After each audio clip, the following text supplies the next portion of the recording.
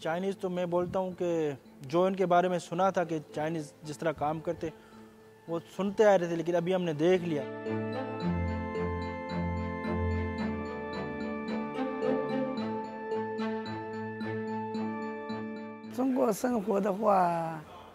चीन में ज़िंदगी, अब मैं आपको कैसे बताऊं? वहाँ तो बहुत कुछ है, यहाँ वो सब नहीं है।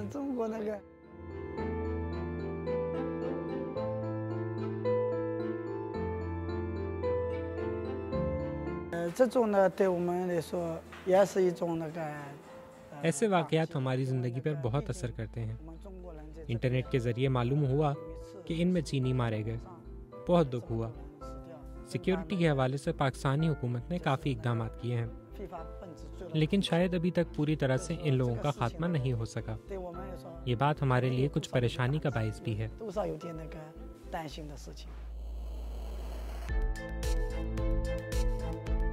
तो ये 6 बजे उठ जाते हैं, नहा धो के ये लोग अपने काम पे चले जाते हैं, और फिर 11 बजे ये लोग काम बंद करते हैं, खाना वाना खा के थोड़ी देर के लिए सोते हैं, फिर 2 बजे काम पे आ जाते हैं। तो 6-7 बजे तक मतलब ये फुल टाइम काम करते हैं।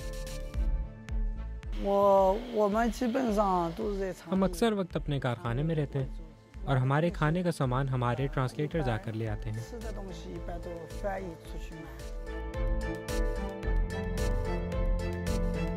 वो प्लांट भी चाइनीज़ का है, वो लाए भी चाइनीज़ है, तो इसको चलाने वाले इंजीनियर भी चाइनीज़ है।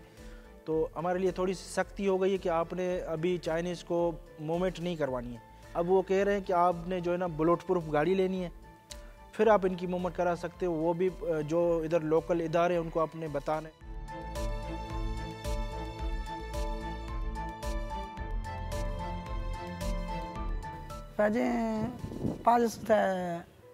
चीन में हम किसी भी तरह रहें कोई मसला नहीं है।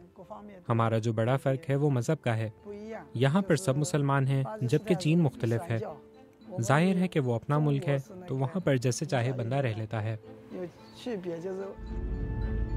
पहले जब इनको हम फर्स्ट लाए थे कराची से, तो इनमें एक तो इतनी बदबू होती थी कि हम इनको अपनी गाड़ी में बिठाने के लिए हम लोग परेशान होते कि इनको अपनी गाड़ी में बिठाए या नहीं बिठाए।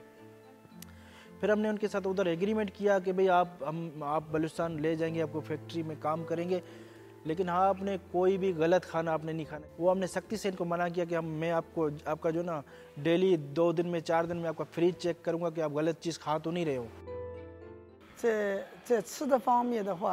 खाने के एतबार से कुछ मुख्तलिफ है, क्योंकि चीनी खाने और पाकिस्तानी खाने मुख्तलिफ होते हैं। जहाँ तक घर वालों को याद करने की बात है, वो तो अक्सर काफ़ी याद आते हैं।